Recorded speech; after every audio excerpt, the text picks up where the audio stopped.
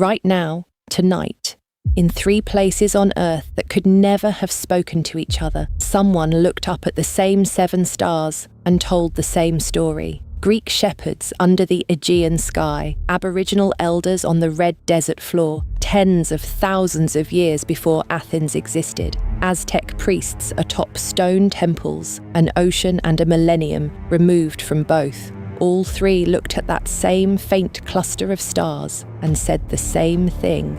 These are sisters, and something is chasing them. That is not a coincidence anyone has fully explained, and once you see the pattern, you cannot stop seeing it. Let's start in Greece, because that's the version most of us half remember. Atlas, the titan condemned to hold up the sky itself, had 7 daughters, the Pleiades, born of the sea nymph Pleione. They were huntresses, wild and swift, running the forests with their mother, and one day, the giant hunter Orion saw them. He wanted them. He chased them. Not for a season, not for an afternoon. The myth insists on years, an unbroken pursuit across the wilderness of the ancient world, the sisters running until their legs gave out, until there was nowhere left on Earth to run to. And this is the part people skip past too fast. The myth is very clear that the Earth was not enough to protect them. There was no forest deep enough, no cave hidden enough. The danger was permanent. So Zeus, watching finally, and moved by something between pity and horror, did the only thing left. He lifted them off the Earth entirely. He placed them in the sky, forever, as stars. Forever out of Orion's reach, but the myth doesn't let it end clean. Orion is placed in the sky too, as a constellation, and to this night he still rises behind them, still chasing, close enough that Greek sailors said you could see it happening every single night, forever, and never quite catching them. That is not a bedtime story. That is a myth about permanent vigilance, about safety that has to be built into the architecture of the universe itself, because it cannot be trusted to exist on the ground.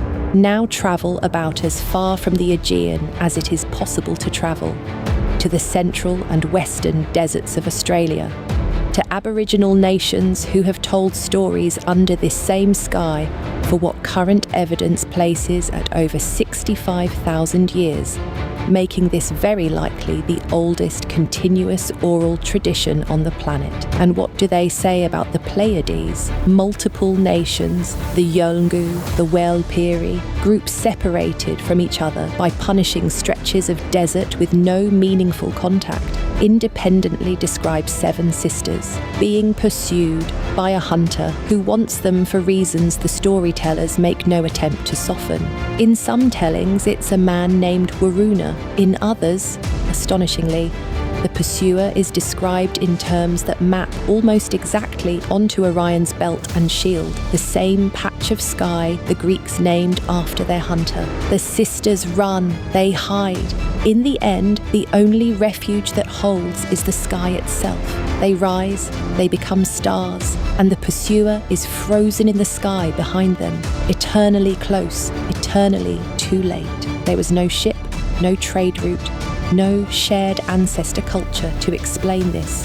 These communities developed this story in total isolation from Greece, from each other's deep history, from anyone who had ever heard of Atlas, and they arrived at the same 7 sisters, the same predator, the same solution, not escape, but ascension. If a pattern like this makes the hair on your arms stand up, subscribe now. We trace this exact convergence through every mythology on Earth, one impossible parallel at a time. But here's where it gets strange in a different direction, because when you cross the Pacific, when you land in Mesoamerica, the Aztecs and their predecessors don't tell a chase story at all, and yet the sisters never lose their power. They just change costume. The Aztecs called the moment their whole civilization pivoted around the new fire ceremony, the Toxiuxmolpilia, held once every 52 years, at the exact hinge point where their calendar completed a full cycle and, according to their cosmology, the world itself was permitted to end. On that night, every fire in the empire was extinguished, every hearth, every temple flame, every source of warmth and light deliberately put out, plunging the empire into total darkness, because they believed the sun might simply fail to rise again. And the priests did not wait for dawn to know if they'd survived. They watched the sky. Specifically, they watched for the Pleiades to rise to the crown of the sky, to cross the zenith at midnight. And when those 7 stars reached that exact point, undisturbed, still moving, the priests knew the universe had chosen to continue. A new fire was struck on the chest of a sacrifice atop a mountain, and runners carried that flame back into the darkened city, hearth by hearth, house by house, until the whole empire was relit from a single spark, authorized by 7 stars. The sisters aren't running from anything here. They're not victims. They're the clock. They're the judge. The same 7 points of light that fled a hunter in Greece and in the Australian desert are, in Mexico, the ones deciding whether time itself gets to keep going.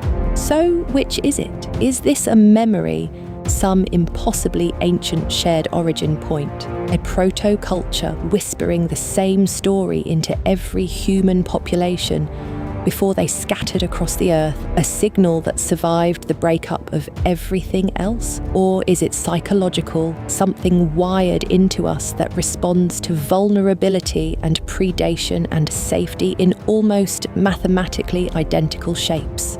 So that any mind, anywhere, telling a story about 7 small lights in a dark field will eventually arrive at sisters and hunters, because that is simply how human fear organises itself into narrative. Or, and this is the possibility that keeps me up at night, is it the sky?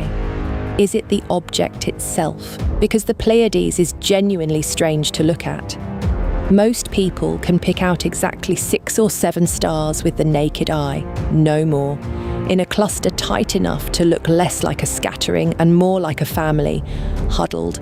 It sits near Orion, physically, in every sky, on every continent, visible to every culture that ever existed, every planting society on Earth, Greek, Aboriginal, Aztec, Maori, Lakota, Berber, used its rising or setting to mark the agricultural year, because it is that reliable, that visible, that singular. Maybe the sky isn't inspiring similar stories. Maybe the sky is dictating one story, and we are all just transcribing it. And that's the part I can't get past, because in every single one of these traditions, the Pleiades sit at a threshold, the line between danger and refuge, between the old cycle ending and a new one being permitted to exist. Not a metaphor, a boundary encoded identically 3 separate times by people who never spoke.